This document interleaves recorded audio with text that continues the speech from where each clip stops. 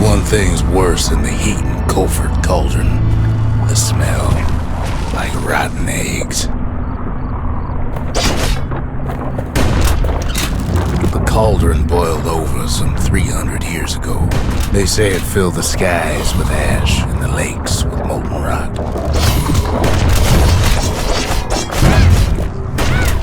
If you wanted to survive something like that, you had to learn to adapt.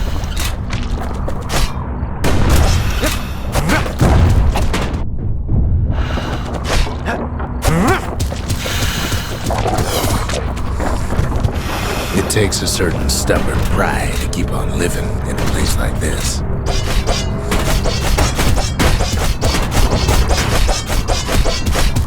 As for us, we learned an awful lot from Culford Cauldron.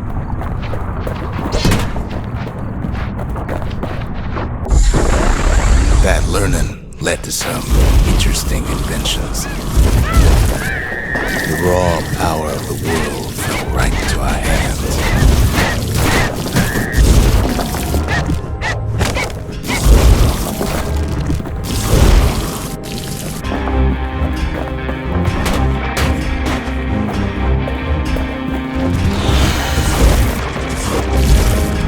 Can't fault our people for their natural curiosity now, can you?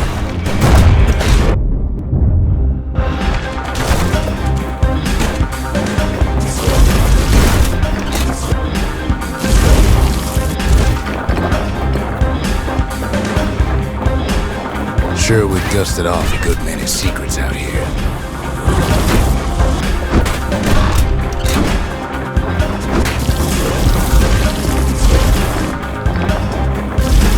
But we discovered other things we're better off not knowing.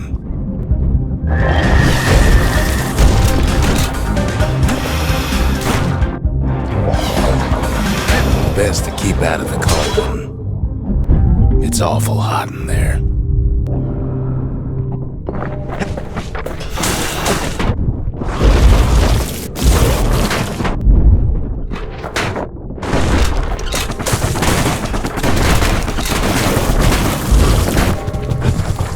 Sorts of awful things crawling underfoot.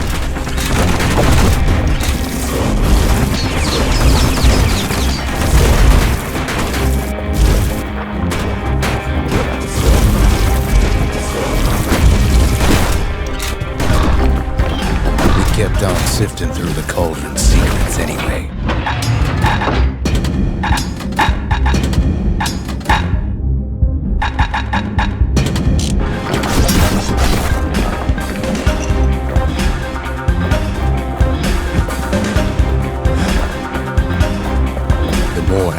We swept aside, the more life we found. The place is inhospitable as they come.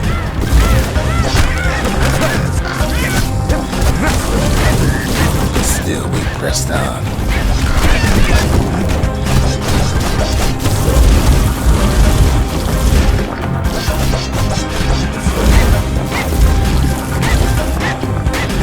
After all, when we look down inside Culford Cauldron,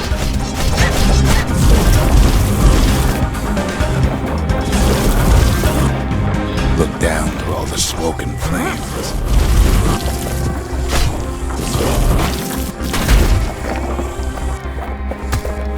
We saw in there the heart of the world, the heart now laid bare by the calamity.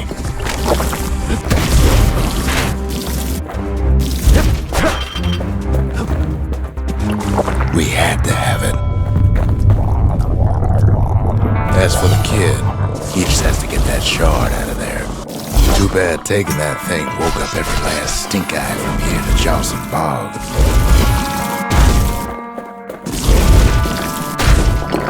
Kid's thinking he's got to trek all the way back around the cauldron. Luckily, the cauldron cooked up a little shortcut for him.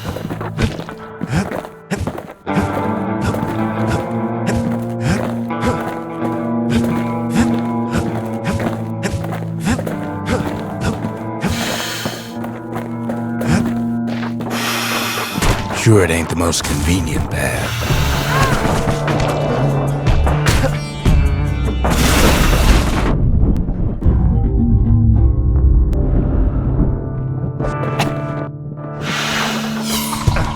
Biggest stink eye he's ever seen is waiting for him on the other side. Pops open on him like a pimple on a school day. Where there's one stink eye, there's always more.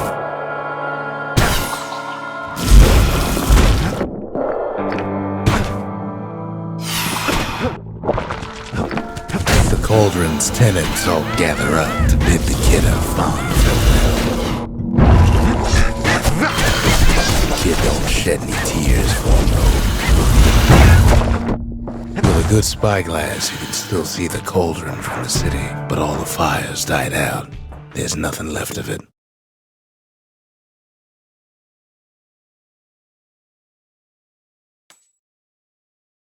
It comes back looking like the inside of a chimney. The shard works like a charm. You can hear the monument's heartbeat again.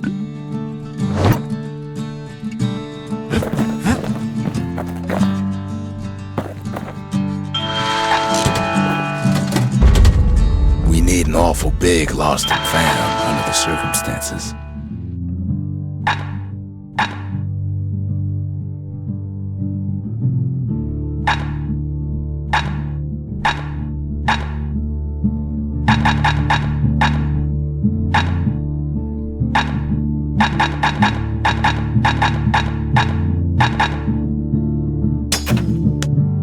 Finders keepers.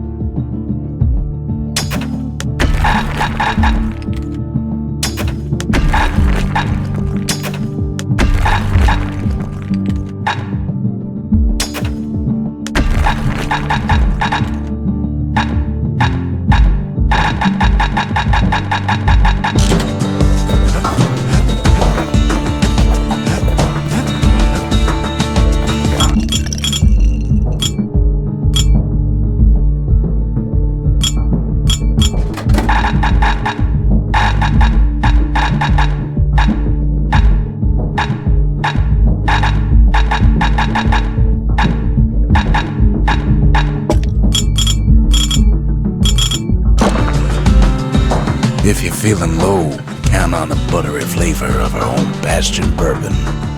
Kid arrives just in time to sample Zia's famous cooking. He wolfs down too much too fast, and it all goes to his head.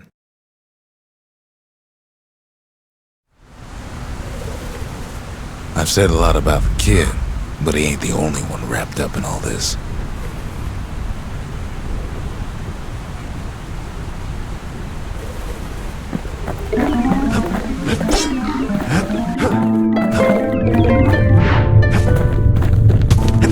What's he thinking? Well, let me see if I got this straight. I only heard it once.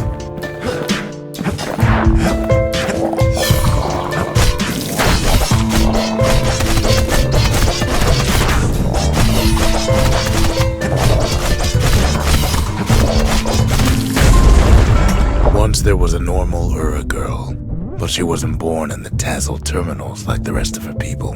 She was from Zealandia.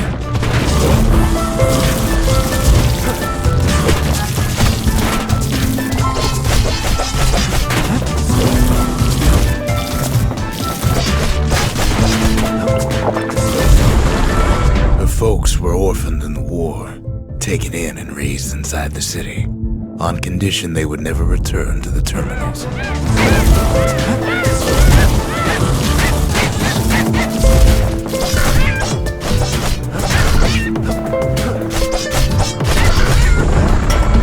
Refugees who came into the city had to stay for life. It was a way to reduce the risk of city secrets leaking out.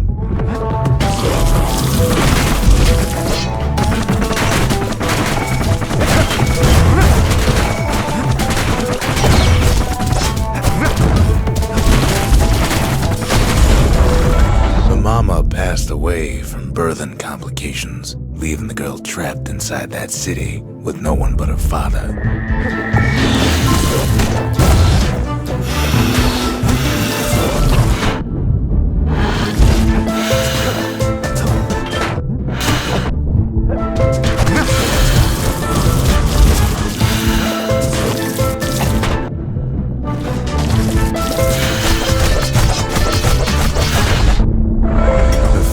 Sharper than a brusher's pike, so he got a job working for the city's mancers. His daughter barely saw him.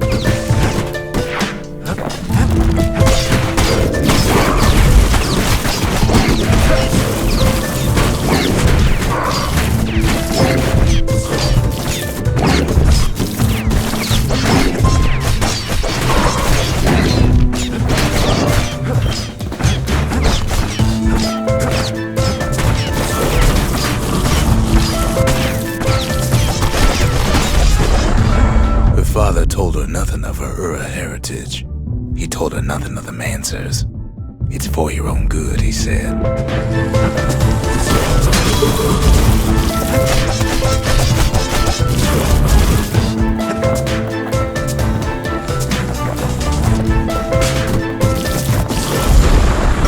She took to studying the arts, learned more through music than history books, gained a knack for strings and songs.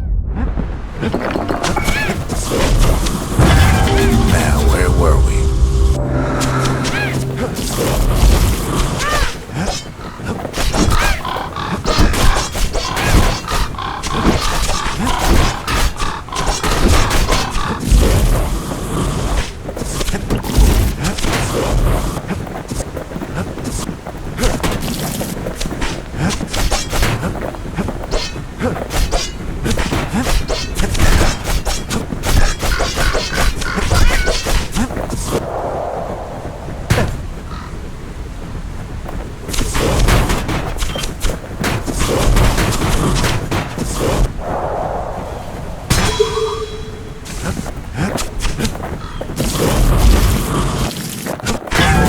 Lost my train of thought there.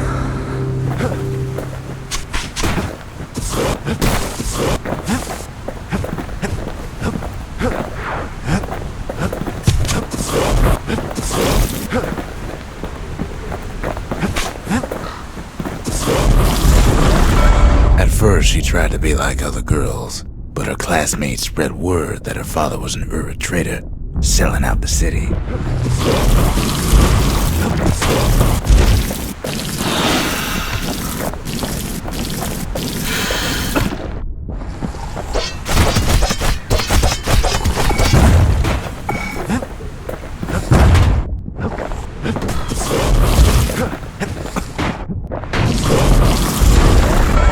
One young man stood up for her, or so he led her to believe. He knew much of her heritage, and she grew fond of him.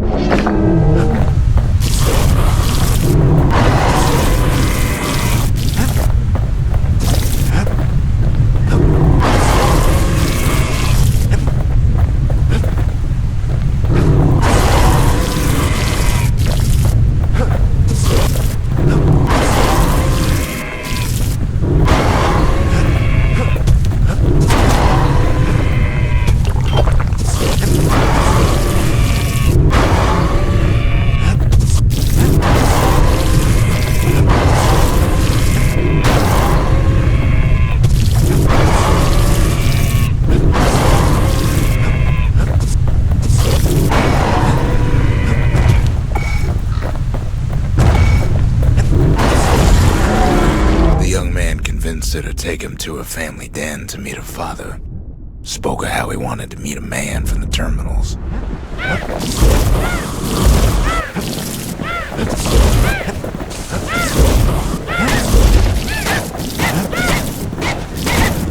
Well, I digress.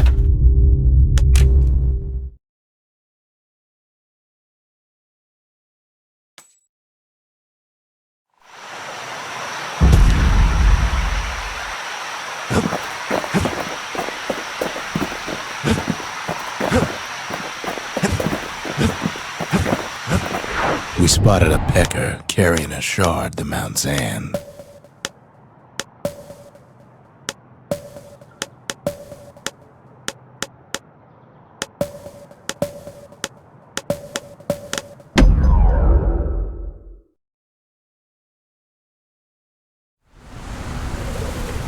Can't rightly call Mount Zand a mountain anymore. There's no more mountains now. There's no place left for the beasts of the wild to go.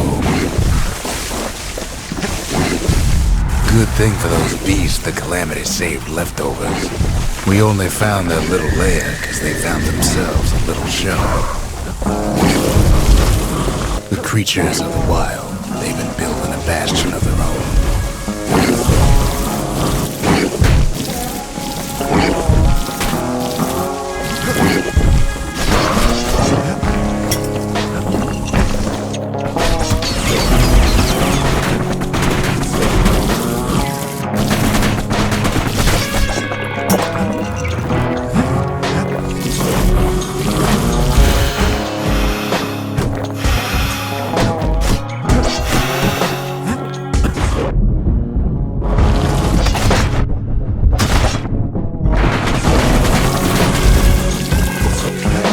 It's a delicate situation.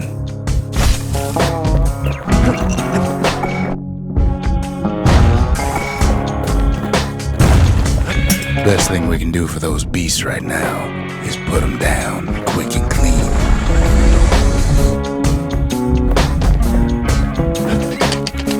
Even if the beasts of the wilds won't like it. Look at it this way. It's either them or us. But if we win, they win too. Our bastion is everybody's game, not just ours.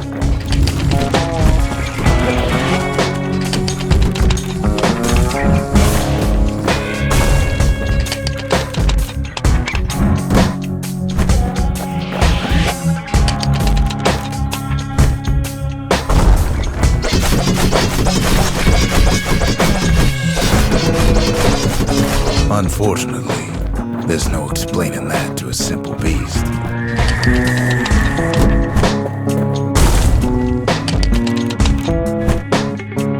Takes a lot of convincing, and our mortals have to do the talking.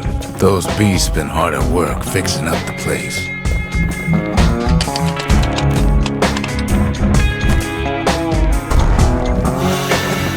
They've been searching for cores and shards, just like we have. Maybe they've thought about turning back, just like we have. We just really need their shard. Kid got it fair and square. You don't need to keep tangling with all those things.